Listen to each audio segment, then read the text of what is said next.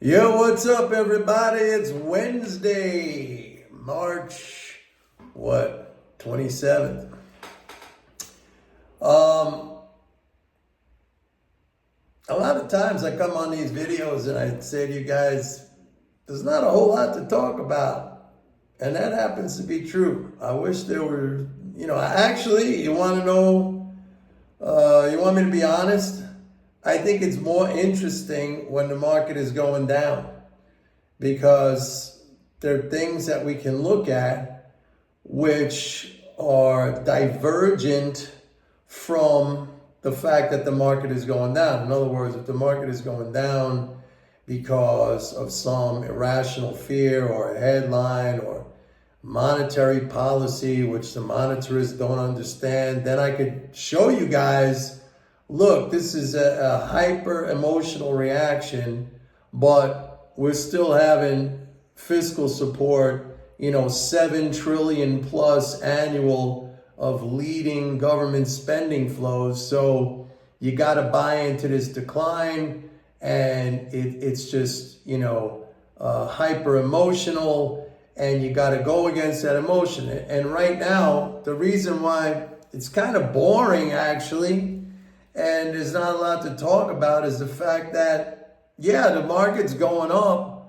for a very legitimate reason.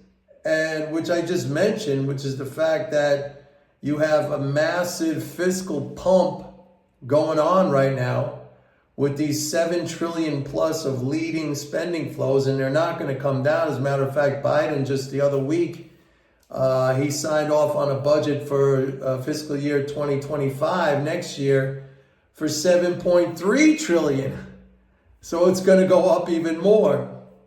And so, with the exception of these tax drains, which recently haven't really had much of a negative impact on the market, although I still think the April tax drain, which is coming up, will trigger a correction. How deep of a correction that's going to be, I'm starting to get skeptical on that. So, the only thing to really say day in and day out is that basically you just have to be long this market. And the interesting thing is that there's still a lot of pessimism out there in spite of the fact that we almost are making new highs on a daily basis.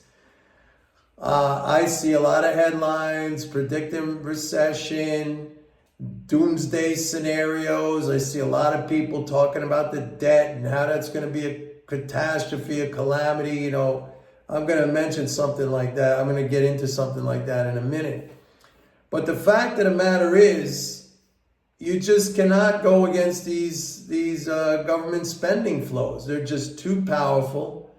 I used the analogy yesterday of the swimming pool analogy once again, which I come back to very frequently. But this time, the water coming out of that pipe, which is the government leading spending flows, it's not only coming out at a rate that is so rapid and powerful, the volume of water coming out is like nothing we've ever seen before. It goes back to the time of the COVID stimulus. And I said yesterday, that little period, basically the 2-week period in mid-February to early March, we had like a mini COVID stimulus of 800 something billion in that little short window.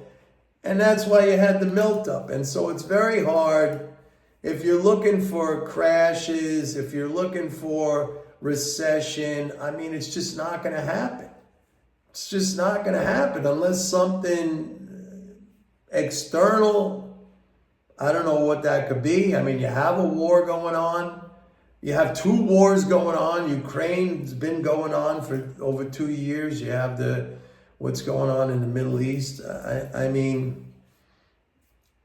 don't know what to tell you. It would be cool to come on here. That's why I've been kind of gravitating towards my own personal stories. It would be great to come on here in a down market and say, look, this is crazy behavior. This is crazy behavior. You got 7 trillion in flows. Even during the period of the rate hikes, there was something to talk about. That, and it's not just about me talking about something. Like the object for me is to teach you guys something. So like when the rate hikes were happening, I kept saying that these monetarists, they're using single variable analysis. They really don't understand monetary policy at its most basic level. They see everything through the lens of, the debt side. They don't see the asset side. And I said in the very early beginning, I said that rate hikes are going to be very bullish for the market and very bullish for the economy because they were going to result in an accelerating level of interest income transfers to the economy. And that's exactly what has happened. So there was at least something to talk about during the rate hikes. Right now, I said it, that the fiscal situation is extremely supportive of financial assets and the economy. And I do not see that going away anytime soon. If you look at the Congress and what they've agreed on in terms of the budget and in terms of the discretionary spending that just, passed the House for the rest of this fiscal year, there's increases. Now, I started to talk about something a couple of weeks ago, and I mentioned it 2 or 3 times after that, something very interesting, which is not a development that is going to happen immediately, but we may be close, and that is the peak in Social Security payments, because I'll say it again, my birth year, 1957, was the year of the most live births in the United States. So it's like, I use the analogy of the python that swallowed the pig. The pig is us, the baby boomers. And we're moving through that body of that python being digested. Eventually we all die off. Eventually, my generation, maybe even my birth year or around that year, I saw something recently that said like 2025, next year, could be the peak in the Social Security payouts. So that's interesting because nobody's talking about that, but we're not there yet. And I will make this prediction right now, just like I make all these predictions way in advance. And they're not like, I don't do these kind of predictions like these other people who say, it's doomsday is coming, and then it never comes. And then they say, it's gonna come one day. Don't worry. One day. Well, like I said, one day the earth is not gonna revolve around the sun anymore, okay? But that's useless information. When I tell you something, I usually give you a time window, and it's not like way, way off. It's the same thing like we hear it's still people talking about this ridiculous inverted yield curve, which has been inverted for like 2 years now. This was supposed to be like the absolutely bulletproof recession indicator, and recession never happened, and they're like, it's gonna happen. Don't worry, it's gonna happen. And I'll tell you this, don't worry, the earth will not revolve around the sun one day too. Okay?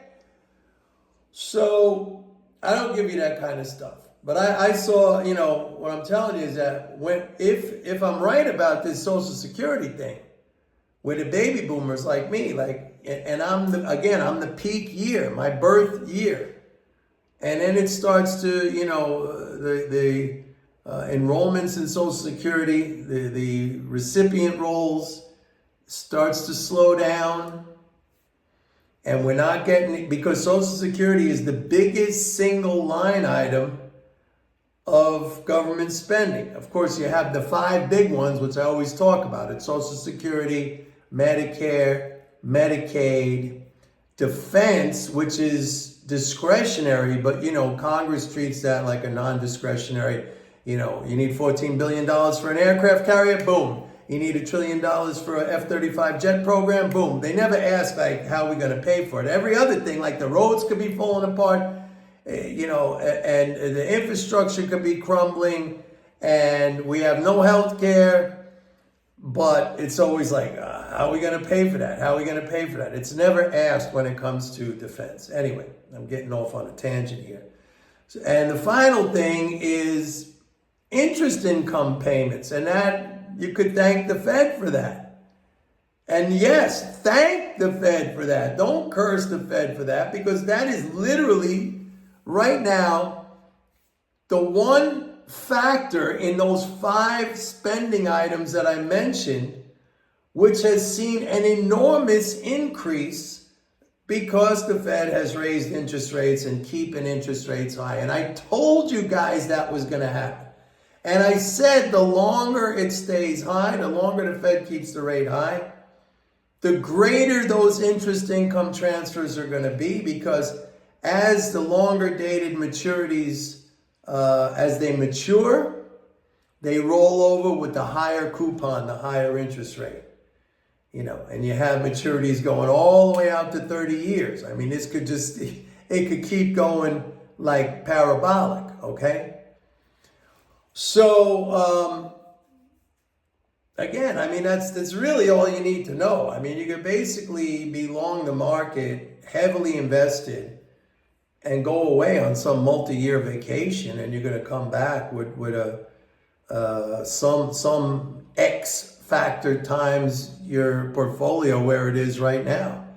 And if you buy every dip, and again, I like to give you guys these cyclical things, but I admit, like, these tax strains, they haven't been having as much as an effect.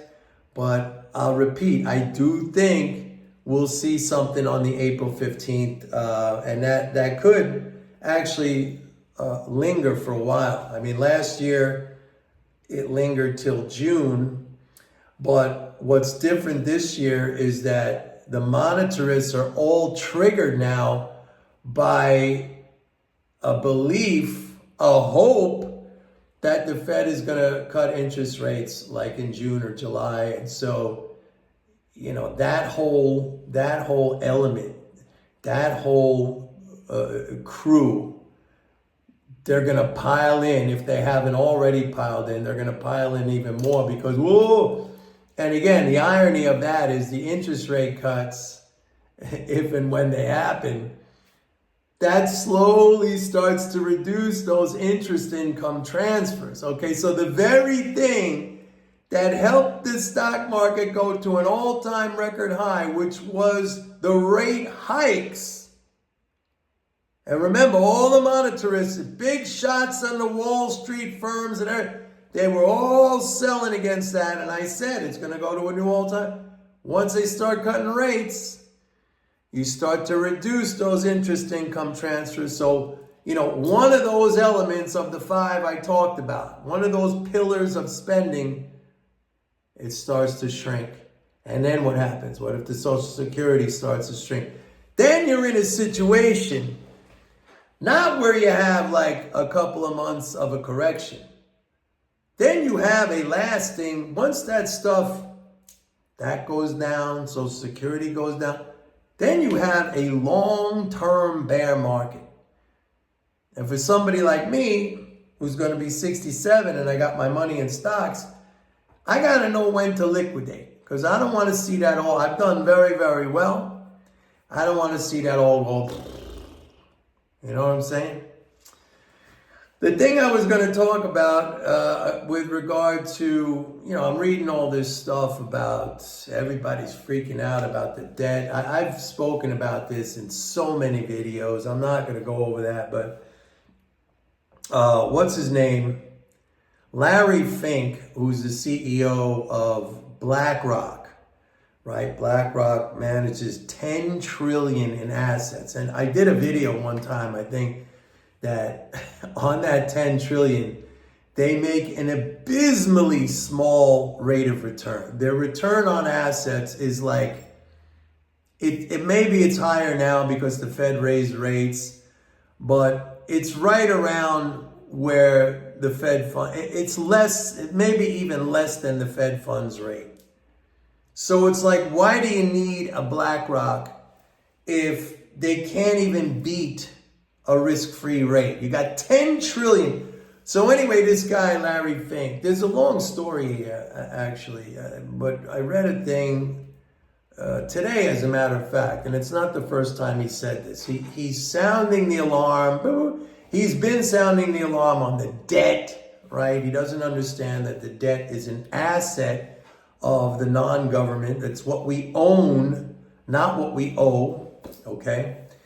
But he's now sounding the alarm on Social Security. Why? It's very obvious. He's saying, first of all, he's saying Social Security is going to become insolvent.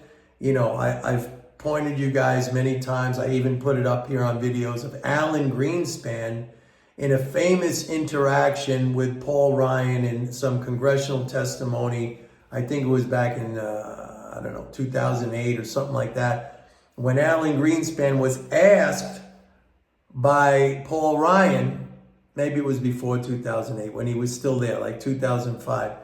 He was asked if private retirement accounts will be more secure than the system, the Social Security system we have right now. And Greenspan was very frank with him. He said, well, the system is not insecure financially, in the sense that the government can create as much money as it wants and pay it to whomever it wants. The question is, can we ensure that we create enough of the real assets which that money is going to be used to purchase? In other words, the real limit is not the financial, which the government could create any amount of money it wants. The real limit is, are you going to have the stuff? Are you going to have the food, the housing, the health care, maybe the leisure activity, all the things we need to live, the actual physical things? He said, it's not about the money. It can't go broke or insolvent. It's about how can we ensure that we have enough stuff to take care of the seniors when they get those checks. Brilliant and correct response, but you could see in Paul Ryan, it went right over his head, as it goes over the heads of most people, because they think it's a monetary situation, a financial situation. It's not. Even this Larry Fink running this behemoth, ridiculous BlackRock, I have no idea what it contributes to the world, to our lives. If anything, it's a parasite on all of us, because it has to take a little bit of everything, of existing assets. It doesn't create anything, okay? Famous Gordon Gekko, Wall Street One. I create nothing, I own. That's it. That defines BlackRock, okay? It's not creating interstate highway system. It's not building housing. As a matter of fact, they're sucking up all the available housing and renting it out. It's disgusting. It's a parasite. Okay? They're not creating new medicines. They're no advantage. They just own shit. And they take from everybody a little bit. So anyway, he's like saying, we got to go to a private system. We got to get it, because Social Security is going to go bankrupt. No kidding. Why is he saying that? Because he wants that money to manage. And we know what happens when Wall Street gets their hands on that money to manage. Remember the great financial crash back in 2007, 2008? How did that come about? When they invented all these cockamamie instruments, these CDOs and these CLOs, these super leveraged packages of mortgage instruments and stuff like that, they blew everybody out themselves. They blew themselves out. They had to be bailed out by us, the public, okay? And so here's Larry Fink saying, well, the Social Security's not working. Give us the money. The guy who's managing 10 trillion, barely making a risk-free rate of return. Like, why do we need this firm? Why do we need this firm? I'm asking you. These things should be wiped out of business. They should be shut down. They offer zero benefits to society, nothing positive to society. It's the giant vampire squid, like they used to call Goldman Sachs, the giant vampire squid. So yeah, they, of course, and people, they look at him, oh, he's Larry Fink, and he's running BlackRock, and he's managing $10 trillion, and he must be this super genius. Anyway, the story I was going to tell you relating to this goes back, I used to be good friends with Warren Mosler, and actually, it's in his book, The 7 Deadly Frauds of Financial something. I don't know. It's online if you look up Warren Mosler. For those of you who don't know who Warren Mosler is, he was one of the founders, the original founders of this school of thought called Modern Monetary Theory, MMT. Brilliant guy. And I don't use that term a lot when applying it to people, because I think brilliance is a rarity, but I can say he's a brilliant guy, and a super nice guy too. And in the book, where he also kind of chronicles his own personal rise in Wall Street, there was a time when he was doing fantastically well as a trader. I think at the time he was at, I forget. I don't know. He was at a big bank. I forget which bank it was. Actually, you could download, his book is on the internet and you could download it. It's free, okay? He was at some big bank and he was a trader. He was in fixed income. And because of his understanding of MMT, he was blowing out everybody, okay? And he got a call. In his book, he recounts the time he got a phone call from Larry Fink, who was some little, maybe mid-level trader at some other bank.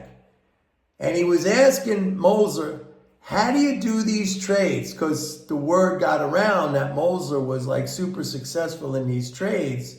Because at that time, like really, the markets were not that much, not very developed like they are now. It wasn't this instantaneous, computerized, generated movement. And so you could really do arbitrage and things. And so Mosler explained it to Fink. And I suspect, I don't know if it's true or not, I suspect that he also kind of explained MMT a little bit to Fink. But I guess Fink it went in one ear and out the other ear, at least the MMT part. And because today, the way he talks, the way Larry Fink talks, is a total lack of understanding of how the monetary system functions. And maybe that explains why his 10 trillion in assets under management firm can barely make a risk-free rate of return. Think about it. Do we need these guys? I'm asking you guys. That's it for today, folks. Don't forget, go to my website, pitbulleconomics.com. Sign up for a 30-day free trial of MMT Trader. Bye.